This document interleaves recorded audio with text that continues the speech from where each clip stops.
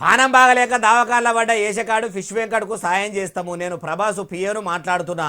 మీకు 50 లక్షల రూపాయల సాయం చేస్తున్నామని వెంకట సారులకు ఫోన్ చేసిండని అన్ని మీడియా ఛానళ్ళల్లో సోషల్ మీడియాలో పొట్టు వైరల్ అవుతున్న ఆడియో వీడియో మొత్తం అబద్ధమాట. ఏ రాయరంకులోడు అట్లా చేసిండో అసలు నిజం ఏందో అరుచుకుందాం పారి. నమస్తే అండి అందరికీ. నా పేరు శ్రవంతి. నేను ఫిష్ వెంకట్ వాళ్ళ కూతుర్ని మాట్లాడుతున్నా. ప్రభాస్ కాల్ వచ్చిందని చెప్పి, ప్రభాస్ హెల్ప్ చేసిందని చెప్పి అందరు అంటున్నారు. అది ఫేక్ న్యూస్ అండి. నాకు ఒక కాల్ వచ్చింది, ప్రభాస్ పిఏ అని చెప్పినాడు. నేనేం చేశాను, పిఏ హెల్ప్ కావాలా అంటే కావాలంటే అని చెప్పిన. ఇంతవరకు కాల్ లిఫ్ట్ చేయట్లేదు. అది అమౌంట్ కూడా ఇవ్వలేదండి, 50 lakhs ఇవ్వలేదు. ఫేక్ అది. ఫిష్ వెంకట సారు సాగు బతుకుల్లో ఉండు ఐసీయూలో వేసిరు.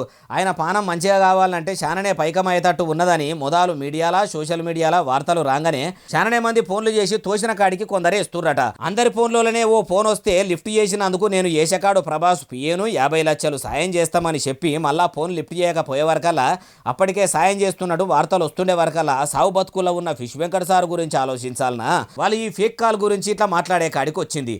అయినా ఇస్తామన్నోళ్ళు నేరుగా వచ్చి ఇయ్యాలి గాని ఇట్లా ఆగం చేసుడు ఏందని అన్నోళ్లే గాని అననోళ్ళు లేరు. నిజం నిలబడ్డంత సేపట్ల అబద్ధం ఆడకట్టంతా తిరిగొచ్చింది అన్నట్టే ఉన్నది కదా.